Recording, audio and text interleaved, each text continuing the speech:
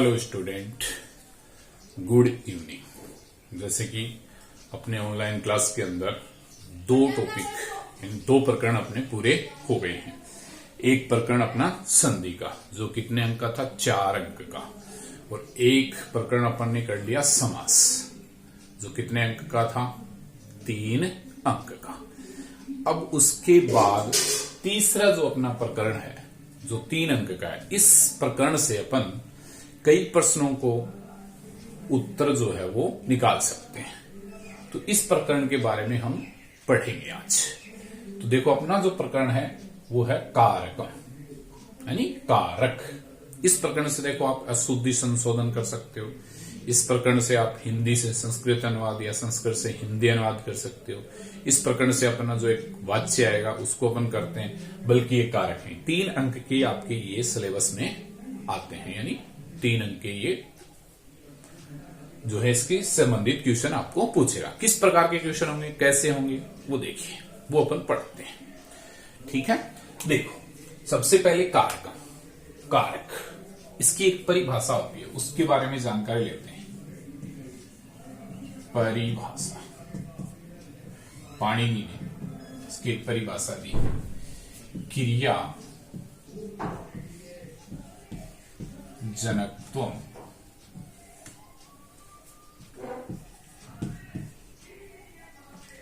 कारकत्व। क्रिया जनकत्वम कारकत्व कहने का मतलब क्रिया के साथ या क्रिया को उत्पन्न करने वाला, क्रिया का जो जनक होता है ना, वो क्या कहलाता है, कारक। उसे क्या कहेंगे, कारक। या हम कह सकते हैं कि क्रिया का जिसके साथ सीधा संबंध है, क्रिया को करने वाला जो होता है वो क्या है, कारक। या क्रिया का जिसके साथ संबंध होता है वो क्या कहलाता है, कारक कहलाता है।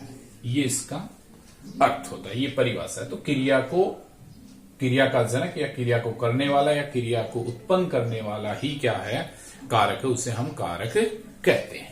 अब देखो, संस्कृत के अंदर अपने जो कारक हैं उसके भेद हैं 6, यानी 6 प्रकार के कारक बताए गए हैं। कितने प्रकार के कारक बताए गए हैं, 6 प्रकार के। तो देखो, कारक 6 प्रकार के होते हैं। इसको हम संस्कृत में कहते हैं सठ। क्या कहते हैं संस्कृत में, सठ कहते हैं। तो कारक जो है वो कितने प्रकार के होते हैं, 6 प्रकार के सठ अपन कहते हैं। देखो कौन कौन से होते हैं वो 6 कारक। एक होता है कर्ता, दूसरा होता है कर्म, तीसरा होता है कर्ण, चौथा आपका संप्रदान, पांचवा आपका होता है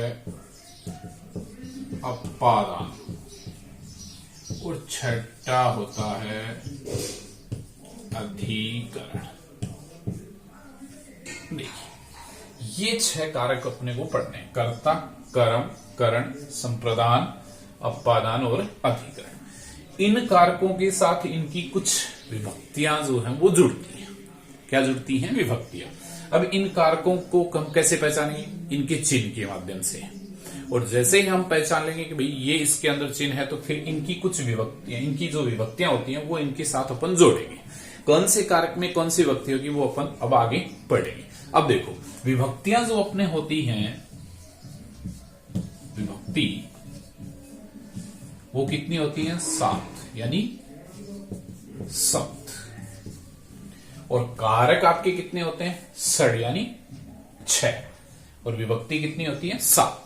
तो देखो, इन कारकों के साथ आपकी जो ये विभक्तियां हैं इनका हम प्रयोग करेंगे। तो कौन सी ऐसी एक विभक्ति है जो अपन नहीं इनके साथ प्रयोग होगी, वो भी अपन इसी के साथ देखेंगे। तो वहां आपकी जो है वो होती है कारक। संस्कृत में विभक्ति जो है वो 7 होती है, ठीक है, और कारक कितने होते हैं, 6। अब कौन से कारक में कौन सी विभक्ति लगेगी और उसका चिन्ह क्या होगा, उसके बारे में हम जानकारी लेते हैं। देखो, सबसे पहले लिखेंगे कारक।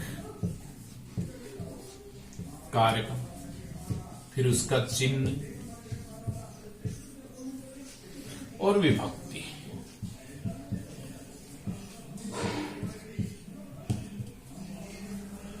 ठीक है, अब देखो 6 कारक हैं, कौन से कारक के साथ कौन सी विभक्ति होगी और उसका चिन्ह क्या होगा वो देखना है। पहला अपना है कर्ता, इसका चिन्ह होता है ने, और इसके साथ हमेशा विभक्ति जो है वो प्रथमा जुड़ेगी। जहां भी कर्ता होगा उसके साथ हमेशा विभक्ति प्रथमा होगी। जहां प्रथमा होगी वहां पे कारक कौन सा होगा? कर्ता होगा। दूसरा कर्म, चिन्ह होगा को, इससे अपन पहचान करेंगे, और वहां आपकी फिर विभक्ति कौन सी हो जाएगी? द्वितीय। तीसरा करण, चिन्ह होता है से, द्वारा, और इसके साथ विभक्ति जो है वो जुड़ेगी आपकी कौन सी? तृतीया। चौथा जो आपका होता है वो कौन सा है? संप्रदान, उसका चिन्ह होता है के लिए, और इसमें विभक्ति जो अपन जोड़ेंगे वो होगी कौन सी? चतुर्थी। पांचवा जो आपका होता है वो होता है अपादान, और इसका चिन्ह होता है से या अलग, और इसके साथ जो विभक्ति जुड़ेगी वो कहलाएगी पंचमी। और आपका जो अंतिम छठा जो होता है वो होता है अपादान, इसका चिन्ह होता है में पर, और इसमें विभक्ति जो जुड़ेगी वो कौन सी होगी? सप्तमी। इस प्रकार से ये जो आपकी विभक्तियां हैं वो बनती हैं।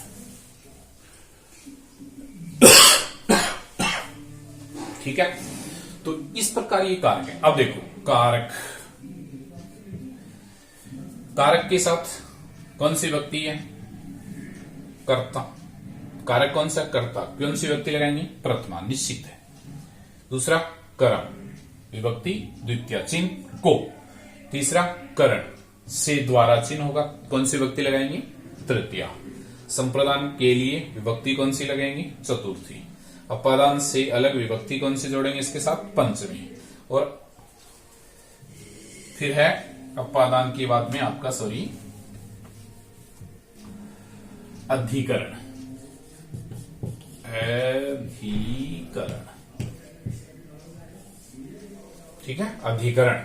अधिकरण में यानी में पर, और विभक्ति कौन सी हो जाएगी? सप्तमी। तो इस प्रकार से देखो 6 कारकों के साथ 6 विभक्तियां आपकी लग गई। अब कौन सी विभक्ति बच गई? षष्ठी विभक्ति आपका जो है वो बच गई। अब ये षष्ठी विभक्ति कहां जुड़ेगी? से साथ, यानी शेष जो बच गए उनके साथ हमेशा षष्ठी विभक्ति का प्रयोग होगा। षष्ठी विभक्ति जो है वो किसके साथ जुड़ती है? संबंध के साथ जुड़ती है। किसके साथ जुड़ती है? संबंध के साथ। जहां भी संबंध होगा वहां हमेशा षष्ठी होगी, बाकी सबके साथ ये विभक्तियां अपनी होंगी। तो शेष जो बचा वहां शेषार्थे यानी शेष अर्थ में जो है वो आपकी षष्ठी जो है वो जुड़ती है, यानी संबंध में। ये इस प्रकार से आप होते हैं। तो कर्ता में प्रथमा आपको लगानी है। अब अपन इनकी एक एक कारक के साथ एक एक विभक्ति को पढ़ेंगे। साथ ही इन कारकों के अंदर कुछ उपपद विभक्तियां होती हैं। क्या होती हैं? देखो, कुछ उपपद विभक्तियां। वो उपपद विभक्तियां होती हैं वो विशेष होती हैं, यानी जो कारक है उनके साथ तो विभक्ति जुड़ी गई, प्रथमा, द्वितीय, तृतीय, चतुर्थी, और कौन सी जुड़ गई? प्रथमा। अब इनके अलावा जो अन्य शब्दों के साथ या अन्य जो धातु हैं उनके साथ जब हम प्रयोग करेंगे प्रथमा विभक्ति का, द्वितीय का, तृतीय का, चतुर्थी का, तो वो क्या कहलाएंगी? उपपद विभक्तियां। उपपद विभक्ति वो कहलाती हैं, उपपद विभक्ति। यानी कर्ता कारक के अलावा अगर किसी के साथ जुड़ रही है, किसी शब्द में, किसमें? शब्द में या धातु में, ठीक है ना। ये सुबंत पद है, ये तिगंत, तो इनके साथ जो शेष जुड़ती है, इन दोनों के साथ, वो कहलाती हैं उपपद विभक्तियां, यानी कुछ अन्य। और उन उपपद विभक्तियों में कौन कौन से शब्द कौन से विभक्ति के साथ जुड़ेंगे, वो अपन जैसे जैसे कारक पढ़ेंगे, जैसे जैसे विभक्तियां पढ़ेंगे, उसके साथ वो आती रहेंगी। और ये विशेष पद होते हैं। क्या होते हैं? विशेष पद ये। और इनके साथ फिर ये उपपद विभक्तियां आपकी जो है वो जुड़ती है, ये कहलाती है उपपद विभक्ति। अब अपन बात करते हैं प्रथमा विभक्ति यानी कर्ता कारक की। पहला आपका देखो प्रथमा विभक्ति और कौन सा? कर्ता कारक। देखिए सबसे पहले अपनी एक है प्रथमा विभक्ति, और प्रथमा विभक्ति जो है वो किस में जुड़ती है? कर्ता कारक में। प्रथमा विभक्ति हमेशा किसके साथ होती है? कर्ता कारक में। पहला इसका एक नियम है, देखो, स्वतंत्र है कर्ता, यानी जो क्रिया करने में क्या है? स्वतंत्र है।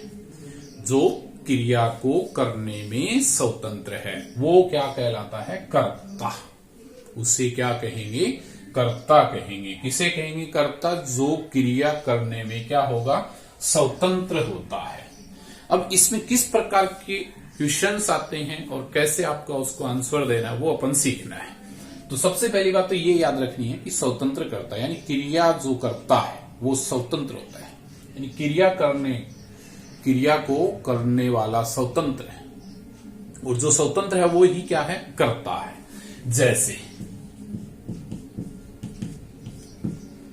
जैसे देखो राम है पठती, इस प्रकार का एग्जाम्पल यानी उदाहरण आपके एग्जाम में आएगा। ऐसा एक उदाहरण मिलेगा, उदाहरण राम है पठती, रेखांकित पद होगा वो। अब ये प्रश्न आया, इसमें आपसे पूछेगा कि ये जो रेखांकित पद है इसमें कारक कौन सा है, और जो कारक आया उसका कारण क्या है, यानी क्यों आया। अब ये सीधा देखो, राम करता है और क्रिया क्या है? पढ़ता है, स्वतंत्र है राम पढ़ने में। तो यहां ये राम यहाँ पे स्वतंत्र है, तो स्वतंत्र है कर्ता में ही आपका जो है वो कारक होता है। तो राम है पढ़ती, राम पढ़ता है। अब कर रेखांकित पद कौन सा है? राम। अब ये राम जो है वो क्या है? करता है, ये स्वतंत्र है यहाँ क्रिया करने में। तो यहां जब आपका प्रश्न आएगा तो इसके बारे में आपको बताना है। सबसे पहले पूछेगा विभक्ति, तो आप बताओगे विभक्ति।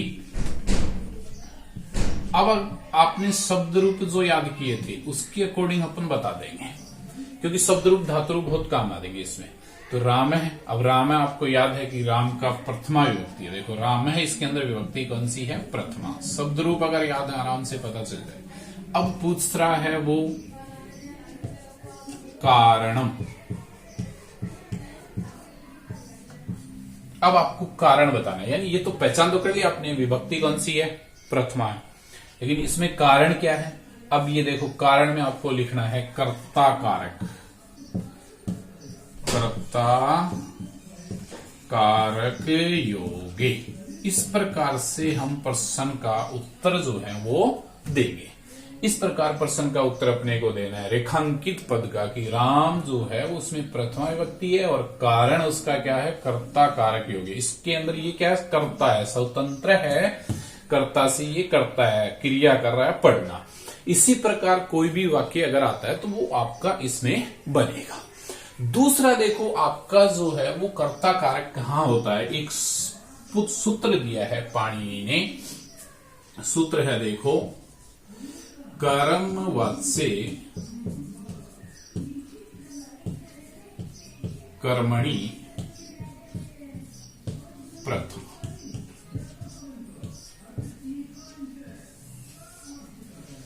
क्या है? कर्मवाच्ये कर्मणि प्रथमा। कह रहा देखो कि कर्मवाच्य के कर्म में प्रथमा होती है। अब कर्मवाच्य आपने पढ़े होंगे, देखो 3 वाच्य होते हैं, कर्तृवाच्य, कर्मवाच्य, भाववाच्य। अंग्रेजी में 2 ही होते हैं, जिसको हम क्या कहते हैं, वॉइस कहते हैं। वो वहां अपन बात कर रहे हैं। तो कर्मवाच्य के कर्म में जो कर्म होता है ना, उसके अंदर हमेशा कौन सी विभक्ति आएगी? प्रथमा विभक्ति। तो कर्मवाच्य के कर्म में प्रथमा विभक्ति का हमेशा प्रयोग होता है। जब उसको हम बदलते हैं कर्तृवाच्य से कर्मवाच्य में, तो वो प्रथमा विभक्ति में बदल जाता है कर्म। जैसे एग्जाम्पल होता है, मया ग्रंथ पठयते। अब ये तो देखो कर्ता है, ये ग्रंथ इसमें कर्म है, और ये क्या है? क्रिया। अब ये तृतीय विभक्ति का ना, ये ग्रंथ प्रथमा का है, देखो रामय ग्रंथ है, और ये आपकी क्रिया आ गई। तो आपका जो प्रश्न पूछेगा वो इस प्रकार से होगा कि ये रेखांकित पद मिलेगा।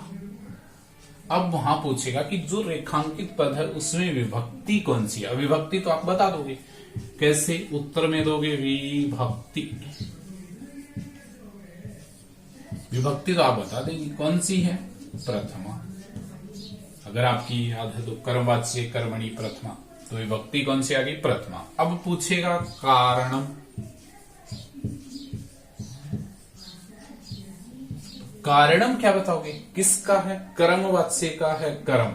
तो कारणम में आपको लिखना है कर्मवाच्य योगे। क्या लिख दोगे? कर्मवाच्य योगे। यानी कर्मवाच्य के कर्म के कारण इसके अंदर क्या हो गई? कर्मवाच्य के कारण इसके कर्म में विभक्ति कौन सी जुड़ गई? आपकी प्रथमा। तो इस प्रकार से ये आपका बनेगा। तीसरा देखो, इसमें एक और है, संबोधने च।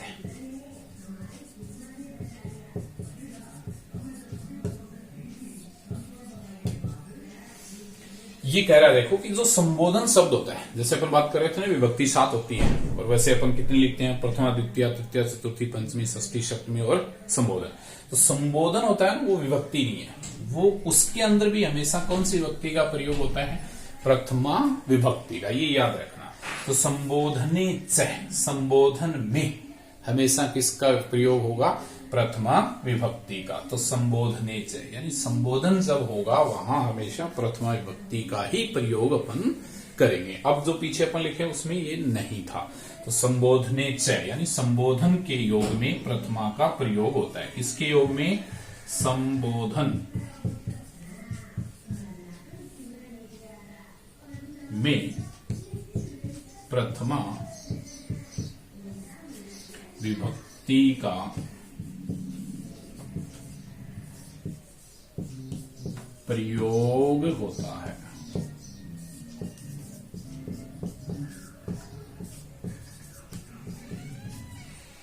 किसका प्रयोग होता है? प्रथमा विभक्ति का। संबोधने च यानी संबोधन के योग में किसका हम प्रयोग करेंगे? प्रथमा विभक्ति का। जैसे मान लो उदाहरण आपके आता है, जैसे आ गया, हे राम अत्र आगच्छ।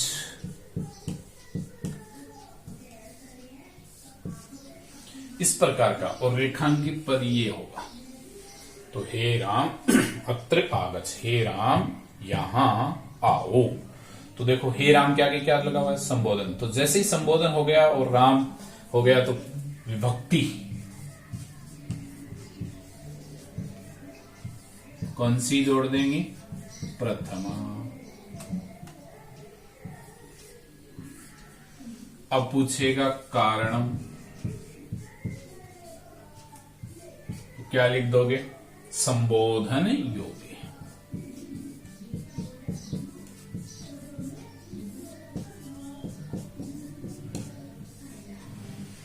कारण जो है वो क्या बनेगा, इसमें संबोधन योग है, यानी संबोधन के योग में इसमें यहाँ पे हे राम जो रेखांकित पद है उसके अंदर कौन सी विभक्ति आई, प्रथमा विभक्ति, तो संबोधन योग है। अब देखो इसके अलावा चौथा जो अपना नियम होता है जहां पर आपका जो है वो प्रथमा विभक्ति का प्रयोग होगा, वो कौन सा होता है। देखो एक सूत्र होता है पाणिनि का,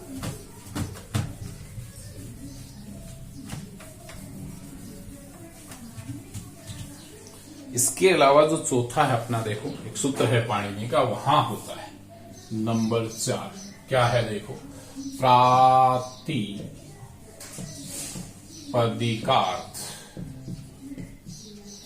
लिंग परिमाण वचन मात्रे प्रथम।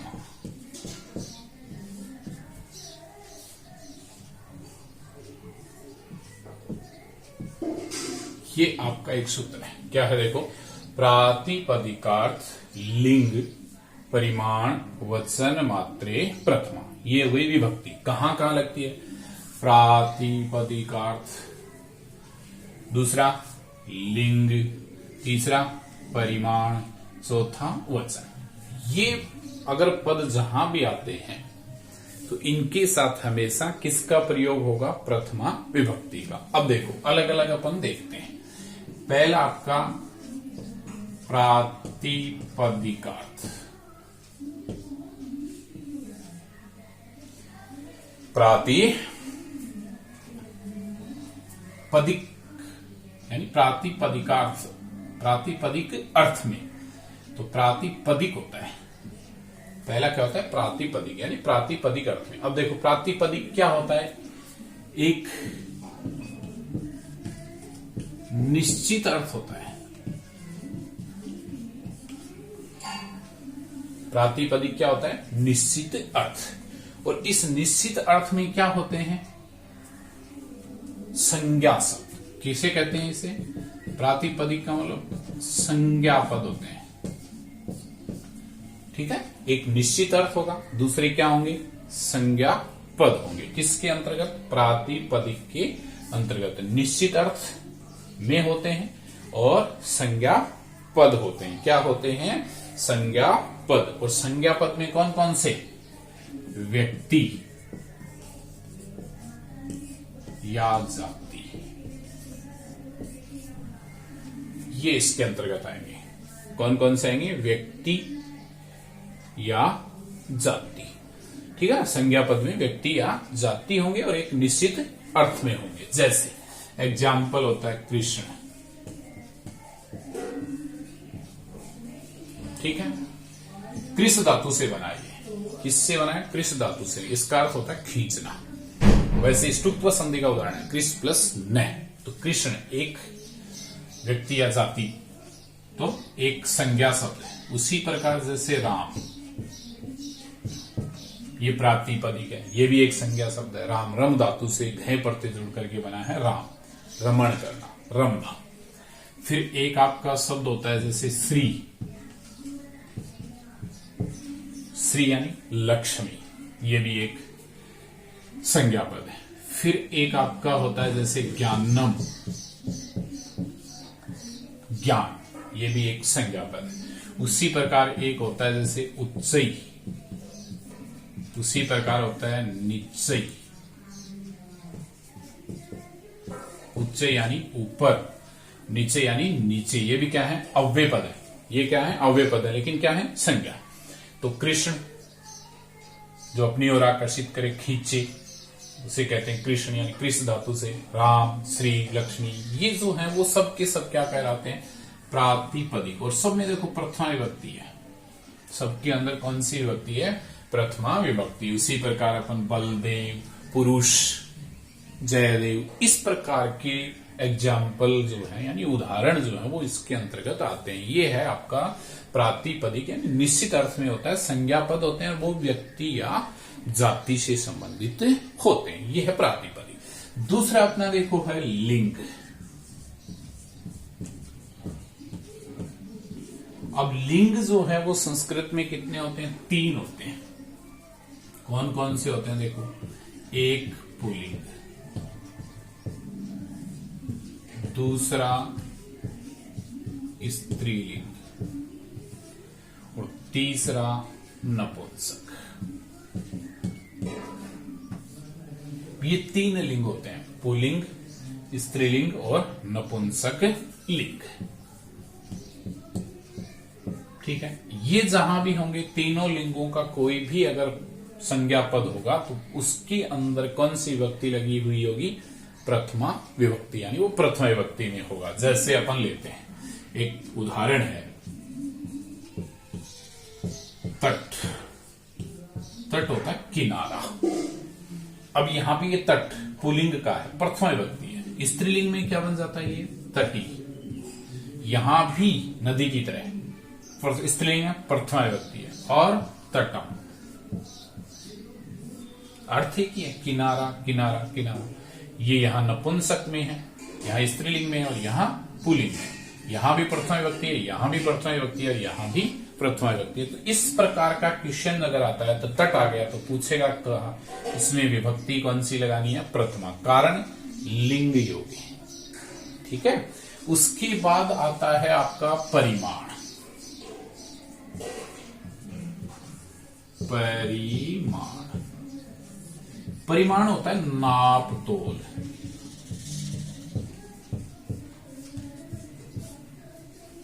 क्या होता है? नाप तोल होता है परिमाण।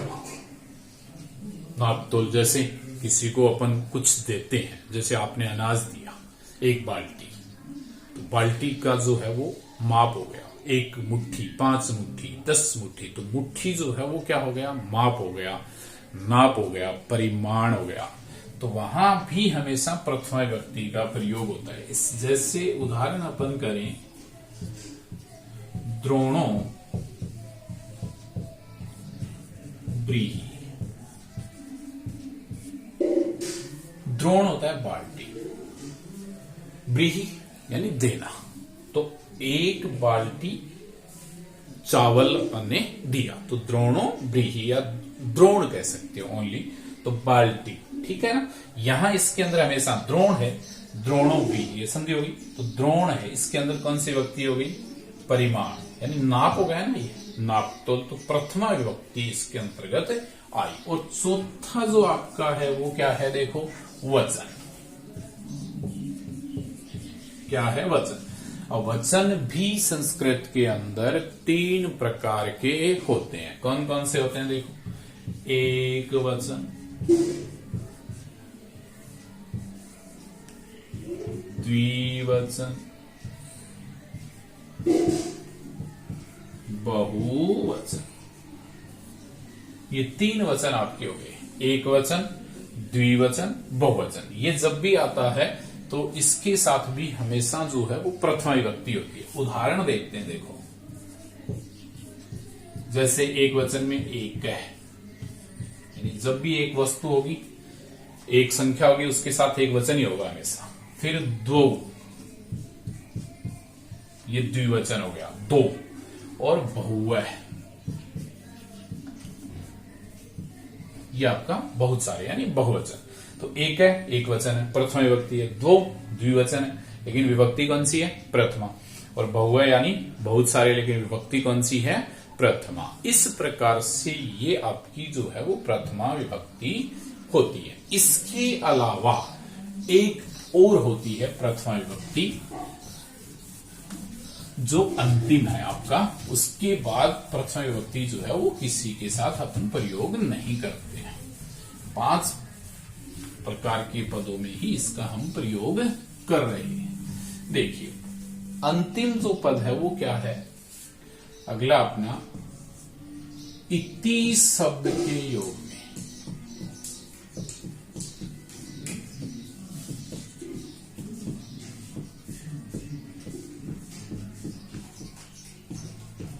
प्रथमा विभक्ति का प्रयोग होता है।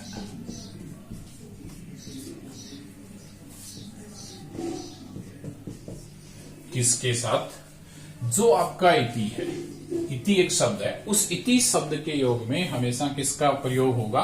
प्रथमा विभक्ति का प्रयोग होगा। जैसे उदाहरण अपन करें, जैसे देखो, जैसे वयम इमं जयंत इति नामना जानीमः।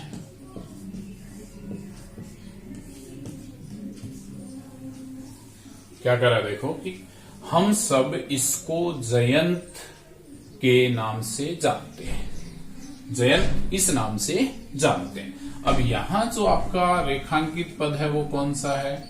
जयंत है, ठीक है ना। अब जयंत के आगे क्या देखो? इति है, और आपने पढ़ा इति शब्द के योग में प्रथमा विभक्ति का प्रयोग होता है। तो ये इति आ गया। इति से पहले कोई भी शब्द आएगा उसमें प्रथमा आएगी, तो इति से पहले यहां क्या है? जयंत है। तो सीधी सी बात है, विभक्ति कौन सी होगी? प्रथमा, ठीक है। अब पूछेगा कारणम, तो लिख दोगे, क्या लिख दोगे? इति योगी, इति शब्द योगी। किसके योग में? इति शब्द के योग में। इति होने के कारण यहां इसके अंदर प्रथमा आई। कौन से शब्द में? जयंत में। हम सब इसको जयंत इस नाम से जानते हैं, ठीक है ना। ये कर्ता है, प्रथमा विभक्ति है, और ये इसकी क्रिया है। तो जयंत, इसमें देखो प्रथमा विभक्ति आ गई, ये उत्तम पुरुष का है। पर यहां पर बात कर रहे हैं इसकी बात करनी है, रेखांकित पद की, ठीक है। इस रेखांकित पद में क्या है देखो? प्रथमा विभक्ति है, कारण क्या है? इति।